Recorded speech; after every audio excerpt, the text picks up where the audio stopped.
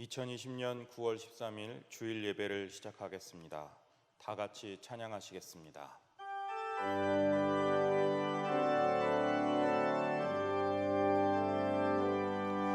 왕의 왕이신 하나님께 경배와 감사드립니다.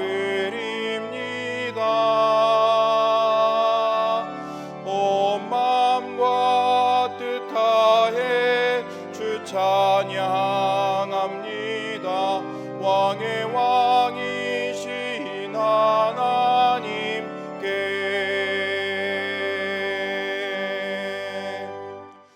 온 땅이여 여호와께 즐거이 찬송을 부를지어다. 기쁨으로 여호와를 섬기며 노래하면서 그의 앞에 나아갈지어다. 여호와가 우리 하나님이신 줄 너희는 알지어다. 그는 우리를 지으시니요 우리는 그의 것이니 그의 백성이요 그의 기르시는 양이로다. 하나님은 영이시니 예배하는 자가 영과 진리로 예배할지니라. 아멘. 사도신경으로 우리의 신앙을 고백하겠습니다. 전능하사 천지를 만드신 하나님 아버지를 내가 믿사오며 그 외아들 우리 주 예수 그리스도를 믿사오니 이는 성령으로 잉태하사 동정녀 마리아에게 나시고 본디오 빌라도에게 고난을 받으사 십자가에 못 박혀 죽으시고 장사한 지 사흘 만에 죽은 자 가운데서 다시 살아나시며 하늘에 오르사 전능하신 하나님 우편에 앉아 계시다가 저리로서 산자와 죽은 자를 심판하러 오시리라. 성령을 믿사오며 거룩한 공회와 성도가 서로 교통하는 것과 죄를 사하여 주시는 것과 몸이 다시 사는 것과 영원히 사는 것을 믿사옵나이다. 아멘.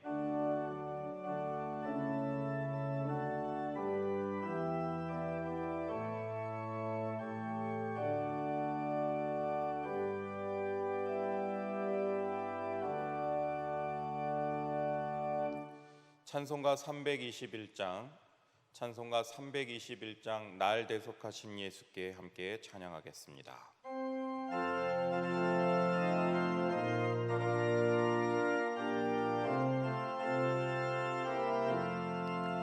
날 대속하신 예수께 내 생명 모두 드리니 늘 진실하게 하소서.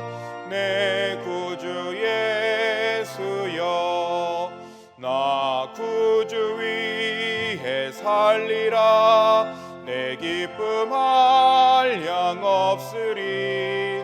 내 갈 길 인도하소서.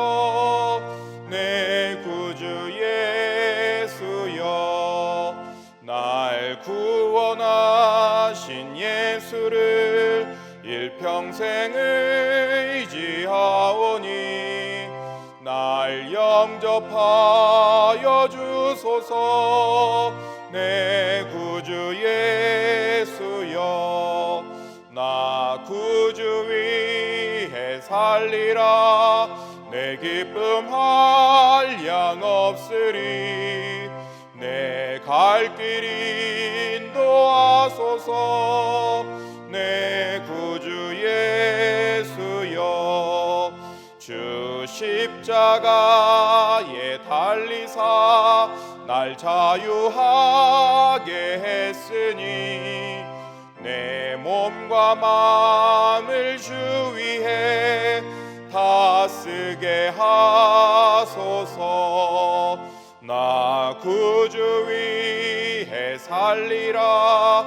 내 기쁨 한량 없으리. 내 갈 길 인도하소서. 내 구주 예수여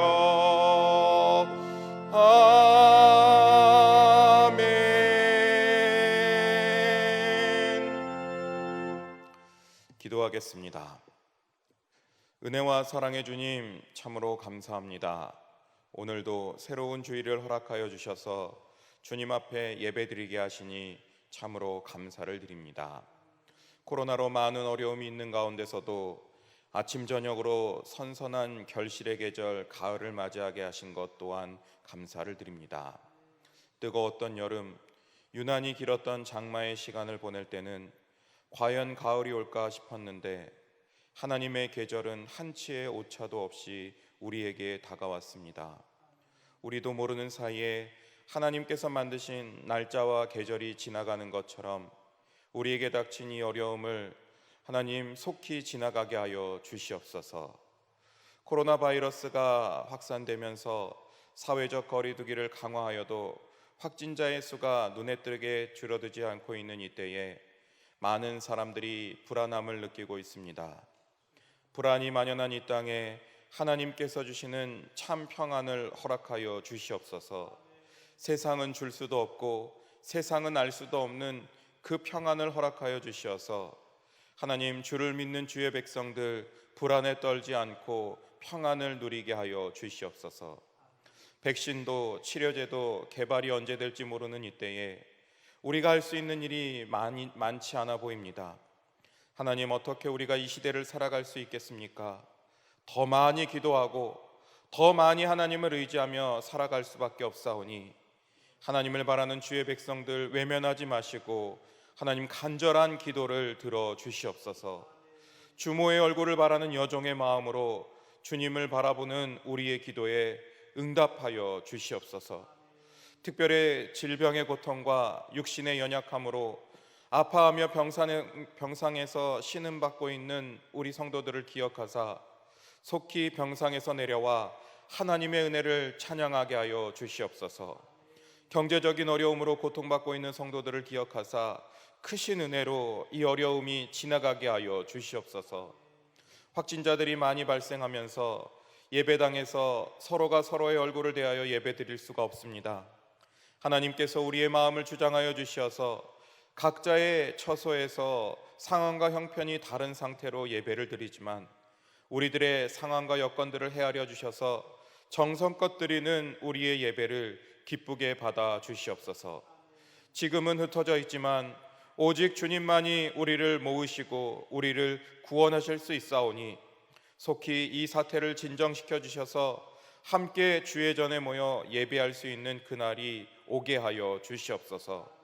모두가 어렵다고 하는 이때에 하나님께서 구원하시는 남은 자로 믿음을 지키며 살아갈 수 있는 귀한 성도들이 되게 인도하여 주시옵소서.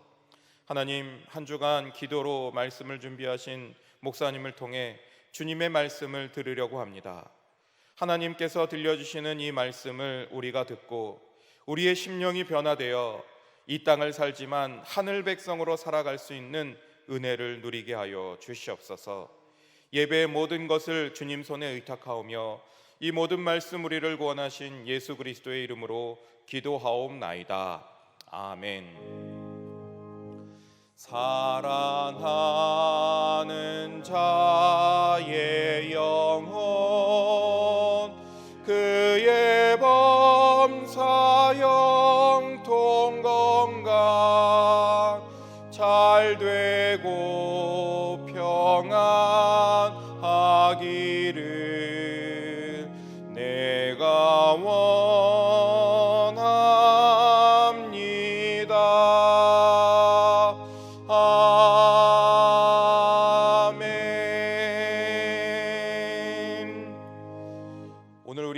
하나님 말씀은 창세기 28장 10절로 19절까지의 말씀입니다. 구약 성경 40면 창세기 28장 10절로 19절의 말씀을 봉독하겠습니다. 야곱이 부엘세바에서 떠나 하란으로 향하여 가더니 한 곳에 이르러는 해가 진지라 거기서 유숙하려고 그곳에 한 돌을 가져다가 베개로 삼고 거기 누워 자더니 꿈에 본즉 사닥다리가 땅 위에 서 있는데 그 꼭대기가 하늘에 닿았고 또 본즉 하나님의 사자들이 그 위에서 오르락 내리락 하고 또 본즉 여호와께서 그 위에 서서 이르시되 나는 여호와니 너의 조부 아브라함의 하나님이요 이삭의 하나님이라. 내가 누워있는 땅을 내가 너와 내 자손에게 주리니 내 자손이 땅의 티끌같이 되어 내가 서쪽과 동쪽과 북쪽과 남쪽으로 퍼져갈지며 땅의 모든 족속이 너와 내 자손으로 말미암아 복을 받으리라. 내가 너와 함께 있어 내가 어디로 가든지 너를 지키며 너를 이끌어 이 땅으로 돌아오게 할지라. 내가 내게 허락한 것을 다 이루기까지 너를 떠나지 아니하리라 하신지라. 야곱이 잠에 깨어 이르되 여호와께서 과연 여기 계시거늘 내가 알지 못하였도다. 이에 두려워하여 이르되 두렵도다. 이곳이요 이것은 다름 아닌 하나님의 집이요 이는 하늘의 문이로다 하고, 야곱이 아침에 일찍이 일어나 베개로 삼았던 돌을 가져다가 기둥으로 세우고 그 위에 기름을 붓고 그곳 이름을 베델이라 하였더라. 이 성의 옛 이름은 루스더라. 아멘. 목사님께서 나오셔서 여호와께서 과연 여기 계시거늘 이라는 제목으로 말씀 선포하시겠습니다.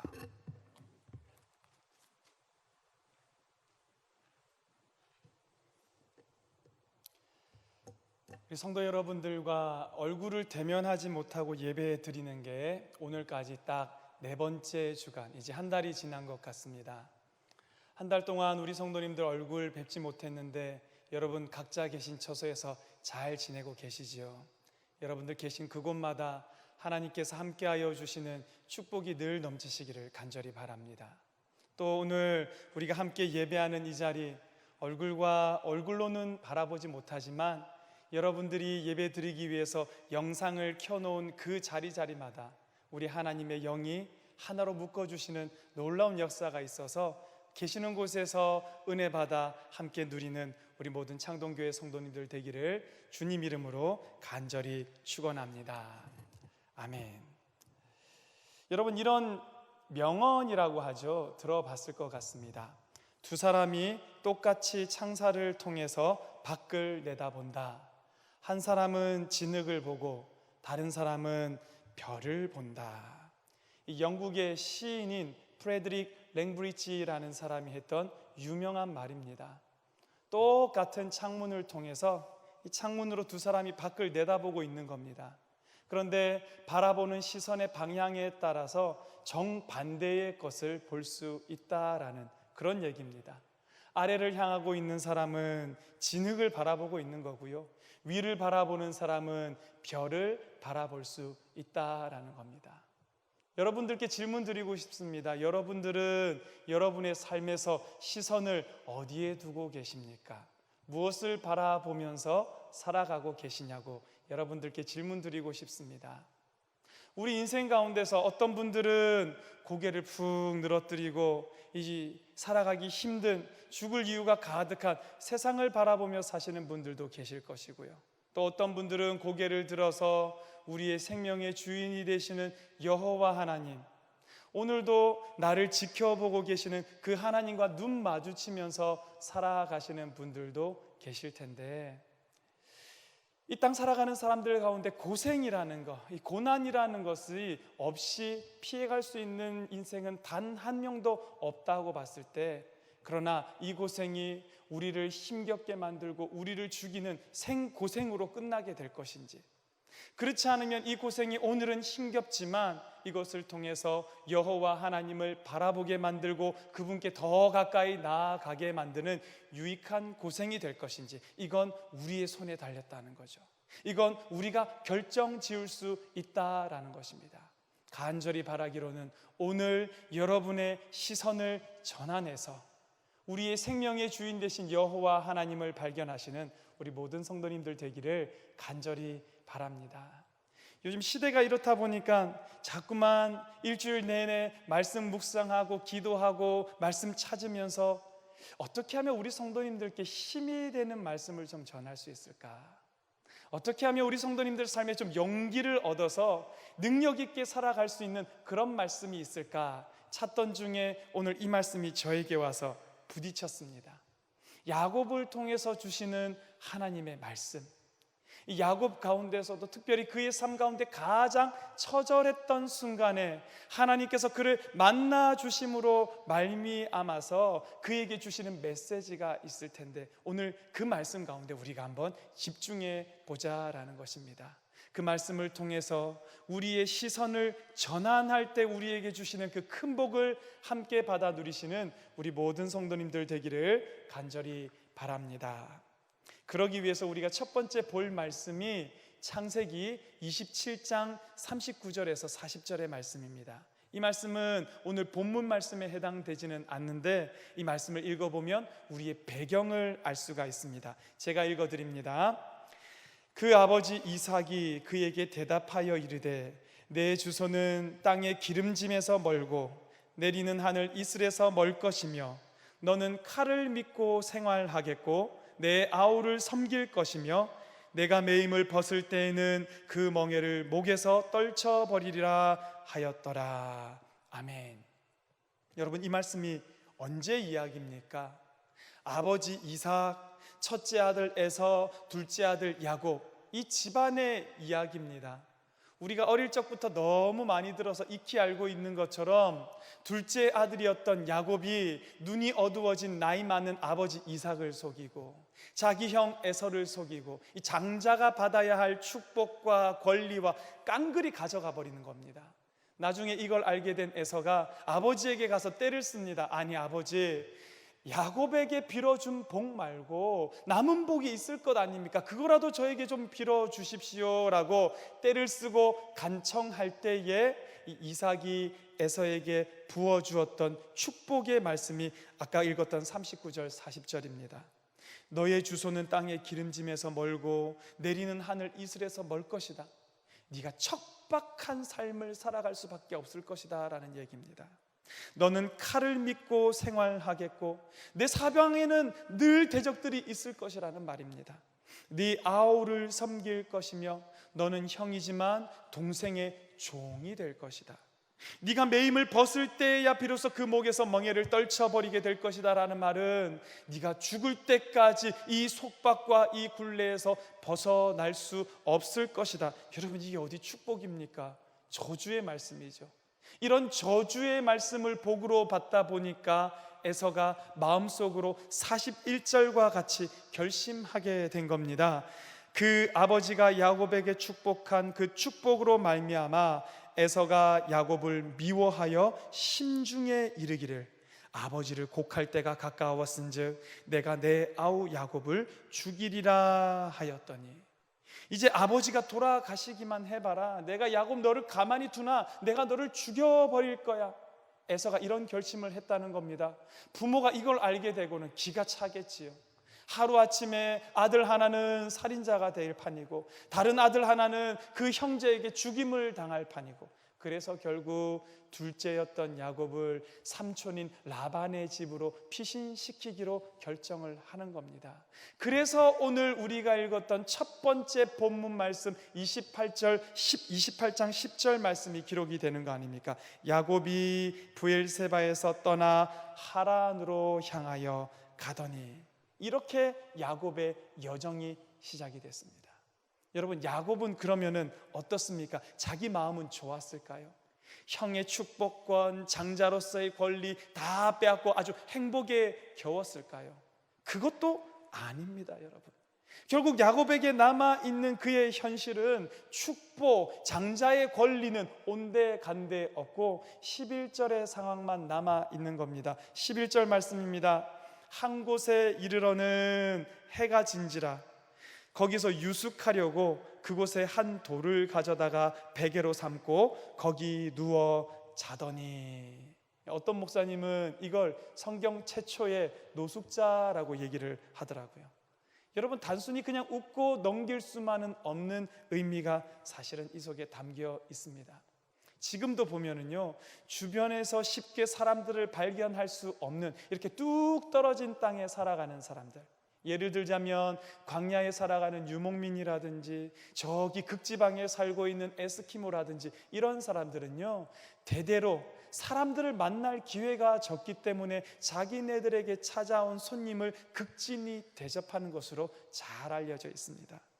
여러분, 그랬던 당시에 이 나그네가 어디 집에 머물 곳이 없어서 이와 같이 노숙한다라는 것은 나그네가 머물고 있는 이 주변 지역에 있는 마을들, 혹은 주변 지역에 있는 공동체로 봐서는 수치스러운 일이었다라는 겁니다. 웬만하면 손님들은 잘 대접해 주는 것이 그 당시의 상황이었음에도 불구하고 오늘 야곱이 노숙하고 있다라는 것은 무슨 의미일까요? 야곱이 철저히 혼자 남았다라는 것입니다. 어디 가서 자기의 몸을 의탁할 곳도 없고 어디 가서 자기의 상황을 하소연할 곳도 없는 철저하게 혼자 남아 있는 곳이 바로 오늘 이곳이었다라는 것입니다. 그 가운데 야곱을 엄습해 오는 것은 여러 가지 위험들이었을 겁니다. 사람의 위험이 있을 수 있었겠죠. 누군가 찾아와서 내 재산을 빼앗아 버리고 나의 생명까지 빼앗아가도 알지 못하는 사람의 위험에, 들짐승들의 위험에, 뱀과 독충들의 위험에, 온갖 위험들의 육체는 노출됐을 겁니다. 그런가 하면 그의 정신을 엄습하는 것은 두려움이었을 겁니다. 홀로 남았다는 두려움. 이 빛 하나 보이지 않는 캄캄한 밤에 자기만 홀로 여기 떨어진 것 같은 두려움이 있었겠죠. 거기에 더해서 버림받았다라는 두려움이 있었을 수도 있겠습니다. 생각해보면 그렇지 않습니까? 아버지, 어머니 리브가 형 에서는 잘 삽니다.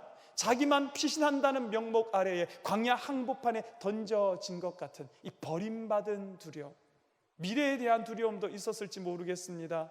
부엘세바에서 하란까지 거리가 800km입니다.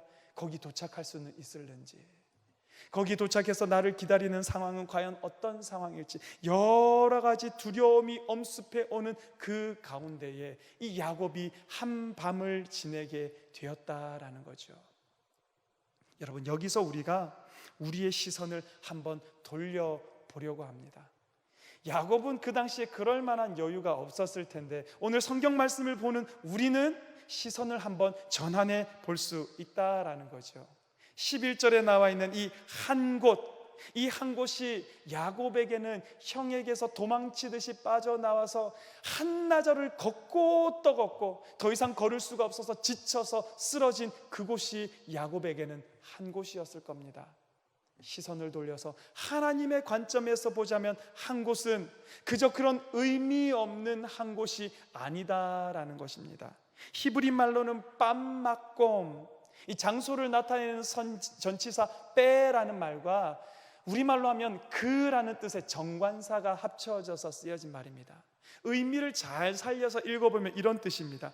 그리고 그는 그곳 안에 도착했다. 무슨 뉘앙스입니까? 우연히 야곱의 발길이 머물러 선 곳이 아니라는 겁니다.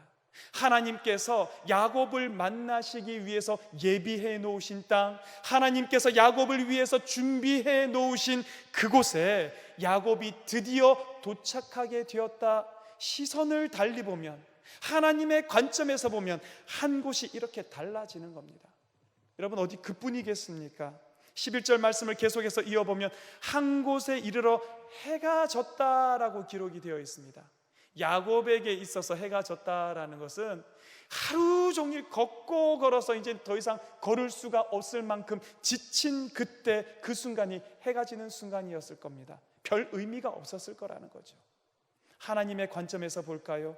하나님의 관점에서 해가 진다라는 것은 전혀 다른 의미입니다. 오늘 우리가 사는 세상에서 하루는 언제 시작합니까? 아침에 해가 뜰 때 시작합니다. 하루를 언제 끝낸다라고 보통 얘기합니까? 잠자리에 들면서 오늘 하루를 마무리를 합니다. 근데 히브리인들에게 하루의 개념이 다른 거 여러분 알고 계시죠? 히브리인들에게 하루의 시작은 저녁에 해가 질 때에 하루가 시작합니다. 그래서 그 사람들은 저녁 6시경이 하루의 시작입니다. 그렇게 시작한 하루는 그 다음날 해지기 직전까지 계속됩니다. 여러분, 이런 히브리인의 날의 개념 가운데 해가 졌다라는 말은 단순히 힘겨운 하루가 마무리되고 있는 순간은 아니라는 거죠. 뭡니까? 시선을 달리 보면 하나님께서 야곱의 인생 가운데 새 날을 시작하시는 시간, 하나님께서 야곱의 인생 가운데 간섭하시고 개입하셔서 하나님의 역사를 이루시는 그 첫 출발을 뭐라고 얘기를 하냐면 해가 진지라라고 하나님은 기록하고 있다라는 것입니다. 시선을 달리하면은요, 여러분, 보이는 것이 전혀 달라지는 겁니다. 11절 말씀을 다시 읽어볼까요? 한 곳에 이르러는 해가 진지라. 똑같은 창문을 통해서 우리가 바라보지만 전혀 다른 곳을 바라보는 것처럼 이 한 절의 말씀을 읽으면서도 전혀 다른 모습을 우리는 볼 수 있습니다. 어떤 분들은 이 말씀을 읽으면서 지쳐 쓰러져 버린, 희망의 소망마저도 끊겨버린 이 야곱의 모습을 보는 분들이 계실지도 모르겠습니다. 저는 이 말씀을 읽으면서 전혀 다른 것을 발견합니다. 택하신 자리에서 야곱을 부르시고 만나시기를 기다리는 하나님을 발견한다는 거죠. 오늘도 하나님의 그 역사를 시작하기 위해서 잔뜩 긴장하시며 기대하시며 바라보고 계시는 하나님의 모습을 이 말씀 속에서 발견할 수 있다라는 것입니다. 오늘 말씀을 듣고 계시는 사랑하는 성도 여러분, 여러분이 서 있는 자리가 오늘 말씀을 듣는 중에 이렇게 시선이 달라지면 좋겠습니다. 하나님께서 택하신 자리로, 하나님께서 여러분을 기다리시는 자리로, 하나님께서 여러분의 인생의 새 날을 시작하는 자리로 바뀌어지는 놀라운 역사가 여러분들 위해 임하기를 주님 이름으로 간절히 축원합니다. 아멘. 자, 여러분, 이렇게 달리 보면은요, 이후에 나오는 말씀들도 다 달라집니다. 12절은 꿈의 본즉이라고 하면서 시작합니다. 13절도 또 본즉이라는 말로 시작합니다. 여러분, 본즉, 그냥 우리말로는 밋밋하게 봤다라는 의미입니다. 그런데 이게 히브리 말로는 힘내라는 단어입니다. 이 힘내는 감격에 차서 하는 말이 힘내, 그리고 보라라는 뜻이에요. 미처 상상하지도 못했던 엄청난 광경을 목격할 때에, 놀라움을 금치 못할 때에 그 속에서 터져나오는 감탄사가 힘내, 그리고 보라라는 이런 감탄사라는 겁니다. 여러분, 이러고 봤더니 야곱이 잠들었던 자리가 달리 보이는 겁니다. 그냥 지쳐서 쓰러져서 절망 속에서 잠든 자리가 아니라 다시 봤더니 사닥다리가 보이고 천사들이 하늘에서부터 오르락 내리락 하는 하나님께서 바라보시는 자리가 되었다라는 겁니다. 야곱이 잠들었던 자리는 천사들에 더해져서 하나님께서 그 위에서 말씀하시는 하나님의 임재가 있는 자리로 달리 보이게 되었다라는 거죠. 그러면서 하나님께서 야곱에게, 그 노숙하고 있는 처량한 이 야곱에게 13절부터 시작해서 15절 말씀까지 그의 삶에 축복의 말씀을 부어주시는데, 세 가지의 축복을 우리는 볼 수가 있습니다.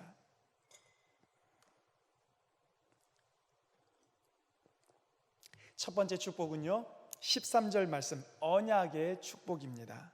또 본즉 여호와께서 그 위에 서서 이르시되 나는 여호와니 너의 조부 아브라함의 하나님이요 이삭의 하나님이라. 네가 누워있는 땅을 내가 너와 내 자손에게 주리니. 아멘. 자, 아브라함과 하나님이 처음 약속을 맺으셨죠. 언약을 맺었습니다. 그리고 그 언약이 이삭을 통해서, 야곱을 통해서, 요셉을 통해서 더 흘러 예수 그리스도를 통해서 오늘 우리에게까지 전해졌어야 했는데, 여러분, 이 야곱이 자칫 잘못하면 이 언약이 깨뜨려져 버릴 위기에 처했다라는 겁니다. 언제요? 이삭의 집안에서 그런 일이 일어났습니다. 장자의 축복을 하는 과정에서 일이 꼬이기 시작했습니다. 거기에 어머니 리브가는 야곱을 편애하고 아버지 이삭은 에서를 편애하고 이 자기들의 감정이 섞이면서 일이 더 복잡해졌습니다. 형제들끼리는 속고 속이고, 또 한 명은 죽이겠다고 덤비고 한 명은 도망가고, 집안이 풍비박산이 나면서 이 집안을 통해서 하나님께서 맺으셨던 그 언약이 끝날 위험에 처했다라는 것입니다. 그런데 하나님은 어떤 하나님이십니까? 사랑과 맺었던 언약이라고 해서 그것을 쉽게 생각하시는 하나님이 아니다라는 것입니다.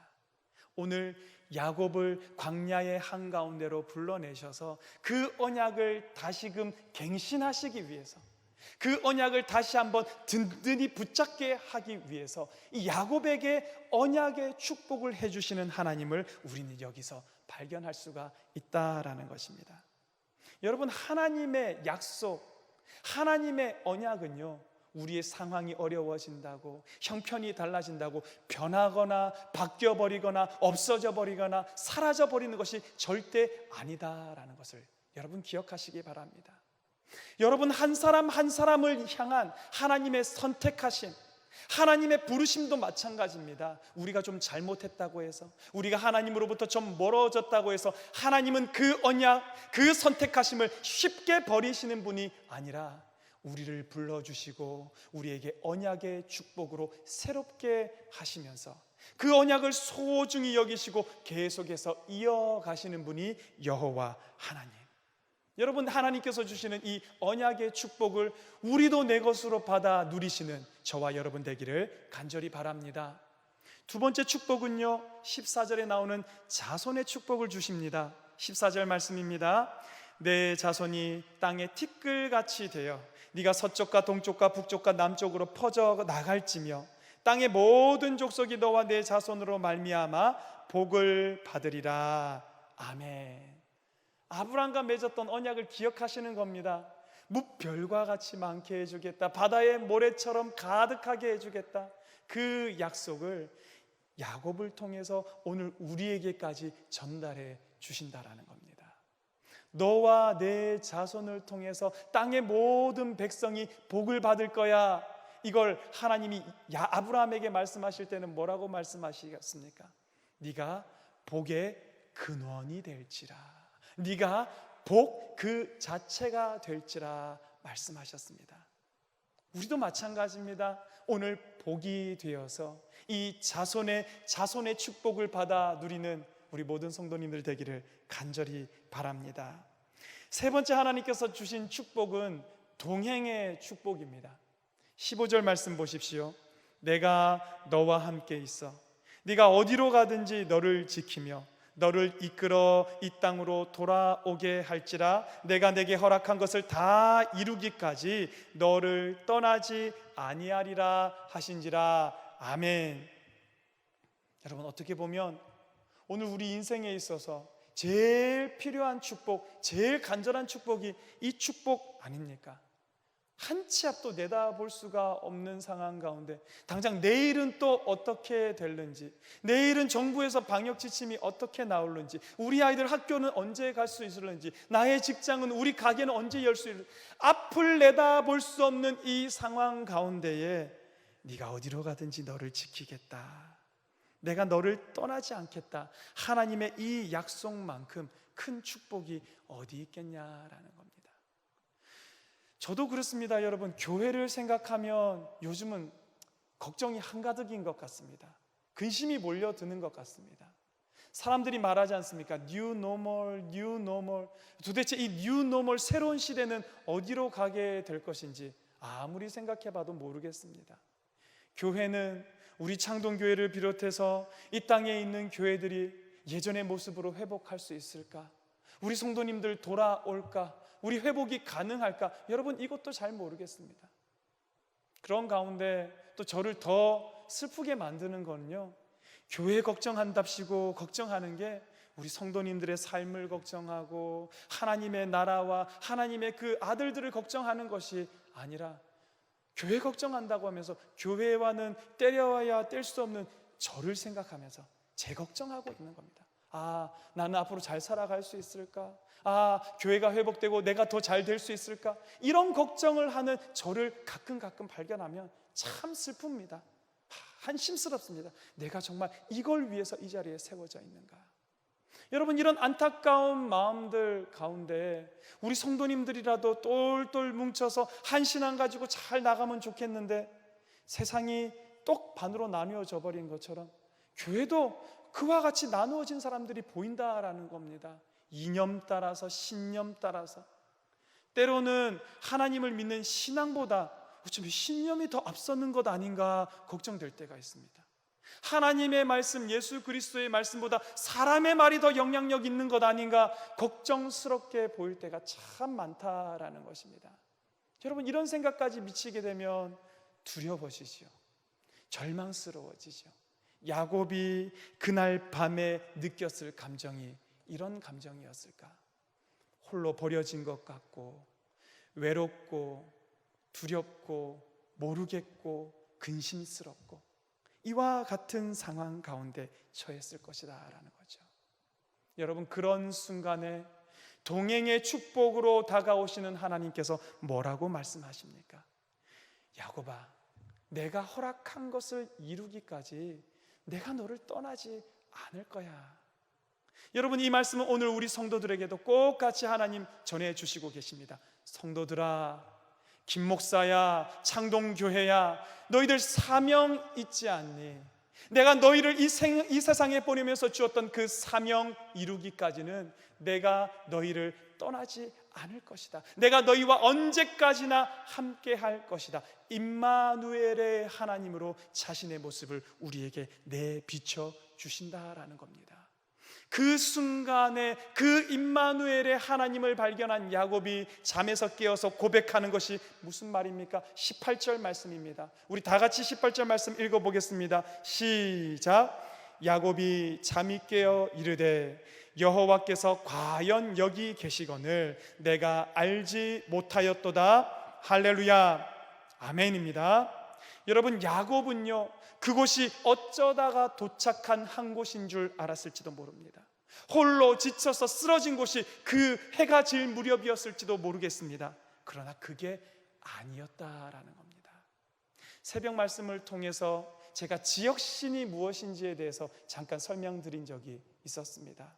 과거에 그 시대를 살아가던 사람들은요, 자기의 신은 자기가 사는 지역에서만 능력 있는 신이라고 믿었다라는 겁니다. 야곱도 자기 하나님을 브엘세바에서만 능력 있는 하나님, 가나안 땅에서만 능력 있는 하나님으로 인식했을지도 모르었다는 것입니다. 하나님은 그 생각을 깨뜨려 놓으셨습니다. 나 여호와는 브엘세바에서도 여호와 하나님이요, 온 이스라엘 땅에서도 여호와 하나님이요, 광야 한가운데 온 세상 가운데에서도 여호와 하나님이신 것을 보여주셨다라는 겁니다. 그것을 발견한 야곱의 고백이 뭡니까? 여호와께서 과연 여기 계시거늘 내가 알지 못했구나라는 이 탄성이 터져 나오게 된 것입니다. 사랑하는 성도 여러분, 우리 하나님은요, 교회 안에서만 능력 있는 하나님이 아닙니다. 성도들 가운데서, 믿는 자들 안에서만 역사하시는 하나님이 아니라 오늘 우리가 사회 가운데서, 세상 가운데 살아가고 있는 그 삶의 자리 가운데서도, 내가 다니고 있는 직장 가운데서도, 이 나라 가운데서도, 믿지 않는 사람들 가운데서도 여호와 하나님은 전능하신 여호와 하나님이신 것을 여러분 기억하시기를 간절히 바랍니다. 그런가 하면 야곱은 자기의 하나님을 그저 자기의 조상들의 하나님으로 생각했을지도 몰랐겠습니다. 무슨 말입니까? 아브라함의 하나님, 이삭의 하나님만 얘기하다 보니까 내 손자들의 하나님으로만 생각했을 수도 있었다라는 겁니다. 자기와는 상관없는 하나님으로 인식할 수 있었다라는 거죠. 그랬던 그 야곱을 하나님께서 광야로 불러내십니다. 거기서 만나 주십니다. 그러면서 말씀하시죠. 야곱아, 이제는 내가 너의 하나님 여호와다. 이 하나님을 발견한 순간 야곱의 입에서 터져나왔던 고백이 또한 마찬가지죠. 여호와께서 과연 여기 계시거늘 내가 알지 못하였도다. 여러분, 여기서 알다라는 말은 히브리 말 야다, 그냥 이름으로 아는 것이 아니라 내가 동행하여 알고, 내가 맛보아 알고, 내가 살아보아 알고, 내가 경험하여 알고, 이전까지의 이름만 알던 하나님이 아니라 자기의 삶에 오셔서 동행해 주시는 그 하나님을 야곱이 이 밤에 만나게 되었다라는 것입니다. 시선을 돌려보면, 우리의 눈을 달리 보면 달리 보이게 된다라는 것입니다. 이제 말씀 정리하려고 합니다. 11절, 이 한 곳은요, 야곱의 인생에 있어서는 제일 처량했던 순간이었을 겁니다. 제일 두려웠던 때였을 겁니다. 제일 홀로 남았고 제일 앞날에 대해서 내다볼 수 없었던 그 한 곳이었을 겁니다. 근데 거기서 야곱이 시선을 돌려봤더니 어떤 일이 일어납니까?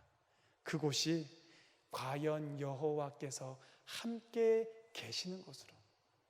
야곱은 이전에는 발견하지 못했습니다. 그러나 하나님은 단 한순간도 야곱이 출발하면서부터 그곳에 도착하기까지 눈동자처럼 지켜보시며 그를 떠난 적이 없었던 하나님께서 과연 계신 그곳을 야곱이 발견할 수 있었다라는 겁니다. 간절히 바랍니다. 여러분들도 여러분들 계신 자리에서 시선을 돌리기만 하면, 우리의 눈길을 하나님을 향하여 바꾸기만 하면 우리의 삶에서도 이와 같은 고백 터져 나오기를 간절히 바랍니다. 여호와께서 과연 여기에 계셨거늘, 여호와께서 내 삶 가운데 들어와 계셨는데 내가 못 봤었구나. 이 고백들이 터져 나오는 우리 성도님들의 삶이 되기를 주님 이름으로 간절히 축원합니다. 그러면서 하나님은 그 땅의 이름을 베델이라고 바꾸어 주셨습니다. 원래 이름은 루스, 자작나무가 가득했던 곳이었나 봅니다. 그러나 벳엘, 벳은 집, 엘은 하나님, 하나님의 집이라는 이름으로 바꾸어 주시면서 그 땅의 본질 자체를 바꾸어 주셨습니다. 사랑하는 성도 여러분, 여러분들이 살고 있는 그 자리가 하나님의 집 벳엘 되는 역사가 있기를 주님 이름으로 축원합니다. 여러분 계신 곳에서 하나님을 발견하는 성도님들마다 그 삶의 자리가 하나님 거하시는 베델로 바뀌어지는 놀라운 역사가 일어나기를 간절히 바랍니다. 이 하나님은 베델, 하나님의 집을 성경에서 뭐라고 얘기하십니까? 내 집은 만민이 기도하는 집이라 일컬음 받아야 한다라고 하셨습니다. 하나님의 집 베델은 무엇으로 세워져 간다는 얘기입니까? 무엇으로 채워야 한다는 얘기입니까? 기도로 채워져야 하고, 하나님의 집 베델은 기도로 세워지게 된다라는 것입니다. 제가 2주 전에 우리 성도님들께 부탁을 드렸습니다. 우리 기도합시다. 코로나가 빨리 끝나기를 위해서, 코로나가 우리에게 주는 하나님의 음성 듣기를 위해서, 코로나로 인해서 고통받고 있는 이 성도들을 비롯해서 온 세상을 살아가는 사람들, 하나님 그 고통을 면하고 하나님을 만나게 해달라고 하루에 한순간만이라도 정해서 기도하자라고 여러분들께 강구를 했습니다. 어떻습니까? 여러분 기도하고 계시지요? 기도하셨던 분들은 계속해서 기도해 주십시오. 잊으셨던 분들은 오늘부터라도 또 한 시간 한순간을 정해서 하나님께 나아가서 기도하시기 바랍니다. 하나님의 집 베델은 기도를 통해서 세워지고, 그 베델이 모여서 만들어진 하나님의 교회도 역시 하나님께 기도함으로 세워지고, 오늘 우리 인생 가운데서 그 어느 때보다 하나님께 기도하는 기도가 간절한 때고요, 그 어느 때보다 여러분의 삶에 계시는 하나님을 만나야만 하는 때를 우리는 지나가고 있습니다. 그 하나님을 만나시고 그 하나님께 기도함으로 이 세상을 살아가게 되는 우리 모든 성도님들 되기를 주님 이름으로 간절히 축원합니다. 아멘. 눈을 들어 산을 보니 도움 어디서 오나. 천지 지은 주 하나님 나를 도와주시네. 도우시는 하나님이 내게 그늘 되시니. 낮의 해와 밤의 달이 너를 삼지 않겠네. 나의 발이 실족 않게 주가 깨어 지키며 택한 백성 항상 지켜 길이 보호하시네. 도우시는 하나님을 우리의 삶 가운데서 만나시는 우리 모든 성도님들의 한 주간 되기를 주님 이름으로 간절히 축원합니다. 기도하겠습니다.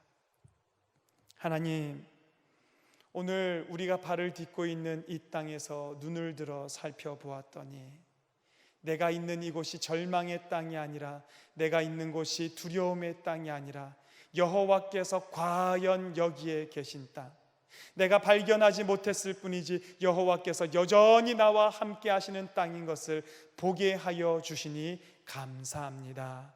오늘 이 땅을 살아가야 하는 우리 성도님들, 여러분의 삶 가운데 있는 여호와 하나님을 발견하는 성도들 되게 하여 주시옵소서. 삶 가운데서 여전히 일하시며 여전히 우리를 인도하시는 여호와 하나님을 발견함으로 말미암아 그 하나님을 힘입어서 살아가는 우리 모든 창동의 성도들이 다 되도록 주여 축복하여 주시옵소서. 하나님, 진흙탕이 가득한 이 세상이지만 우리는 눈을 들어 별을 바라보게 하여 주시옵고, 어려움이 가득한 이 땅이지만 우리는 여호와 하나님을 힘입어 그 어려움으로 끝나지 않고 하나님께로 인도되어지는 놀라운 역사함으로 경험하며 지나가는 우리 모든 성도들이 되도록 주여 축복하여 주시옵소서. 지난 한 주간도 교회로 하나님께 귀한 예물 드린 손길들이 있사오니 주님 기억하여 주시고 주님 기쁘게 받아 주시옵소서. 이 예물이 쓰여지는 곳들마다 우리 하나님 아버지의 살아계심이 나타나고 하나님의 역사하심이 나타나는 데에 귀하게 사용되어지도록 주여 축복하여 주시옵소서. 예수 그리스도 이름으로 기도하옵나이다.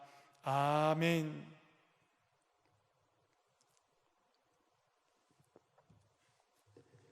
교회 소식을 전해드리겠습니다. 계속해서 우리가 비대면으로 예배를 드리고 있습니다. 정부의 지침을 잘 참조하여서 또 우리의 신앙 앞에서, 하나님 앞에서 부끄럽지 않게 잘 결정할 수 있도록 하나님의 집, 하나님의 교회가 빨리 문이 열리도록 성도 여러분들도 계속해서 함께 기도해 주시기를 바랍니다.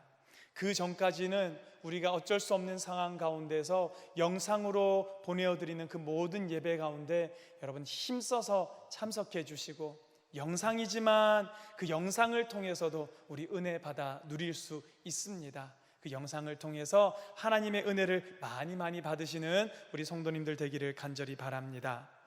홈페이지 개설되었다는 소식 지난주에 알려드렸습니다. 혹시라도 홈페이지에 잘 접속하기가 어려우신 분들 교회로 문의해 주시기를 바라고요. 홈페이지를 통해서 주보와 같은 교회 소식을 잘 접해 주시면 되겠고, 또 주변 분들에게 우리 교회를 소개하셔야 될 때 홈페이지로 통해서 알려주시는 것도 여러분 좋은 방법이 될 수 있습니다. 잘 사용해 주시기를 바랍니다. 다음 주간에 결혼하는 가정이 있습니다. 1교구 방학 3입구역에 최기우 성도님, 김영숙 권사님의 아들 되는 우리 훈이 군의 결혼식이 토요일 19일이지요. 낮 12시 10분 웨딩스퀘어 성북점 그랜드 볼룸 홀에서 있습니다. 여러분 축복해 주시기를 바랍니다. 슬픔 당한 가정이 있었습니다. 4교구 동아 쌍용구역 갈철민 집사님의 부친 되시고 송선미 집사님의 시부 되시는 고 갈영길 장로님께서 하나님의 부르심을 받았습니다. 여러분 위로해 주시기를 바랍니다. 이제 다 같이 여러분 계신 곳에서 찬송가 446장 주 음성 외에는 참 기쁨 없음을 우리 찬양함으로 세상 가운데로 나아가겠습니다.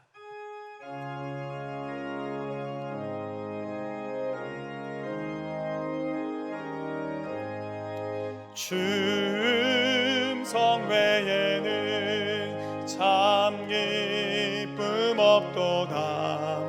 날 사랑하신 주 늘 계시옵소서. 기쁘고 기쁘도다.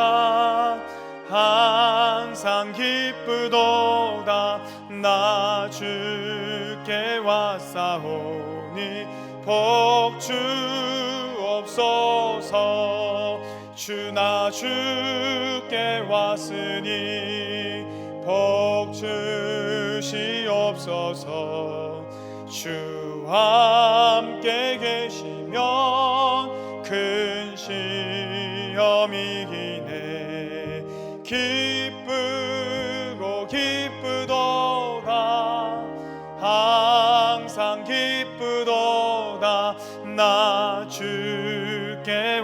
왔사오니 복 주옵소서. 주 떠나가시면 내 생명 헛되네. 기쁘나 슬플 때 늘 계시옵소서. 기쁘고 기쁘도다 항상 기쁘도다 나 주께 왔사오니 복 주옵소서. 그 귀한 언약을 이루어 주시고 주 명령 따를 때 늘 계시옵소서. 아멘.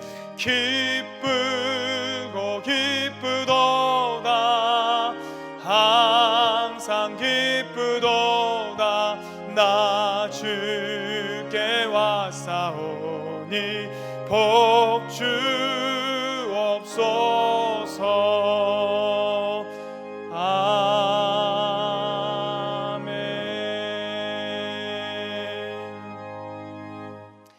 지금은 우리 주 예수 그리스도의 크신 은혜와 하나님 아버지의 그 크고 놀라운 사랑과 성령의 감동 감화 역사하심이 오늘도 주께서 계신 그곳에서 주님께서 우리와 함께 하심을 발견함으로 베델의 삶을 살아가기로 다짐하는 사랑하는 장동교회 성도들 머리 위에 주께서 빚값 주고 세우신 이 교회 위에 이 나라 이 민족 위에 이제로부터 영원히 함께 하시기를 간절히 축원하옵나이다. 아멘.